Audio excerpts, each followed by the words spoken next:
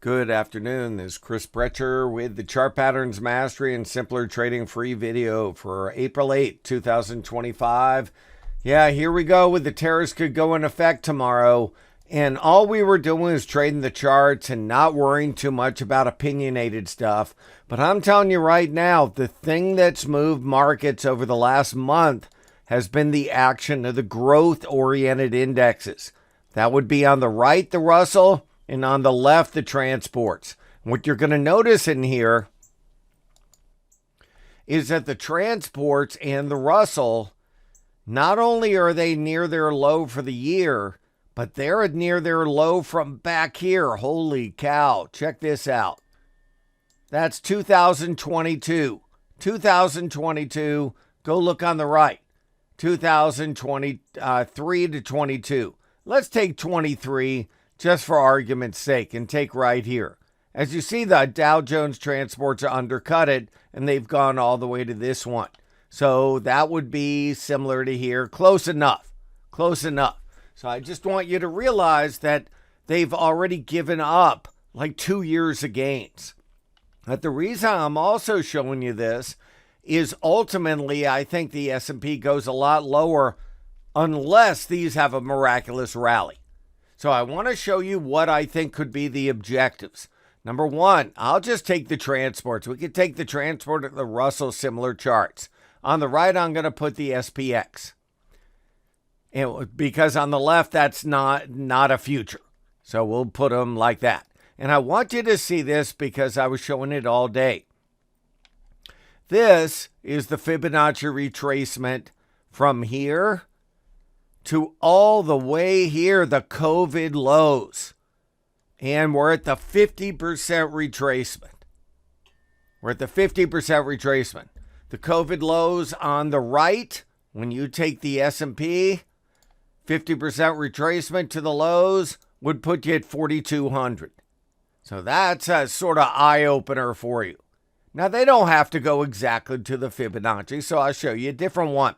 This is the one I think is more significant. Take this low right here. You know, and we, like I said, we could take November 23, whichever one makes you happy. But I'm going to take this one.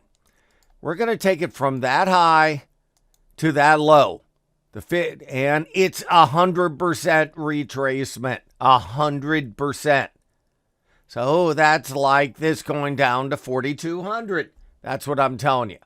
So ultimately, that's where I think it goes. Now, keep in mind another thing. Bear markets usually last between 12 and 18 months. I've been showing that over and over and over. Number two, and I've showed this graphic a tremendous amount of times. This is from Justin Mamis. So I have all his books, one of the older books that I've watched. He has How to Buy and When to Sell. This is his typical chart. So you get, everybody you know and love has been buying on the way down. They finally wash out here. You get the panic. You get the nice short covering rally and then down for months until you have a defined trend line you can draw.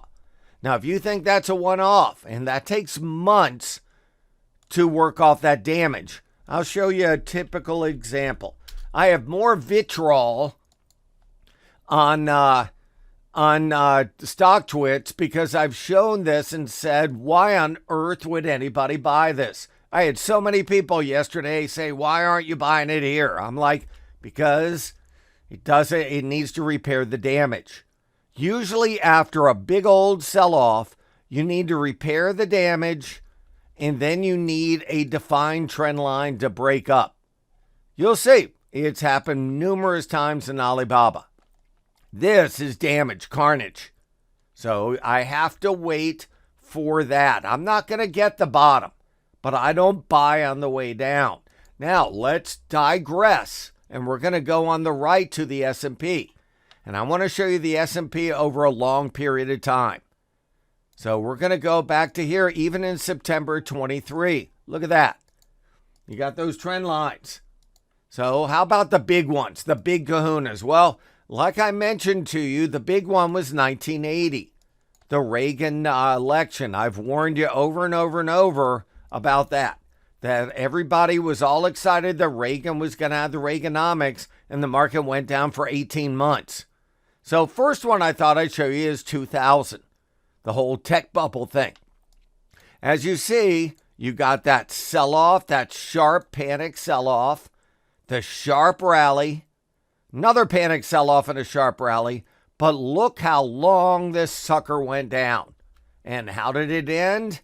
Yeah, bless its heart, with a defined trend line. Go back to that chart. Sell-off, defined trend line. I can't make that up, can I?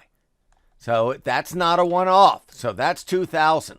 Let's go into 1980.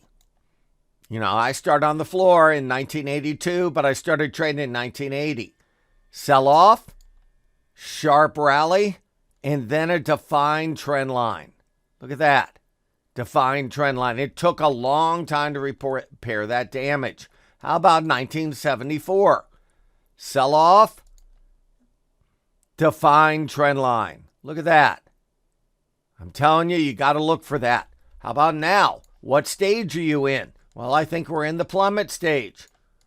So you've seen too many people get burned by buying on the way down. We don't do that. We buy on the way up.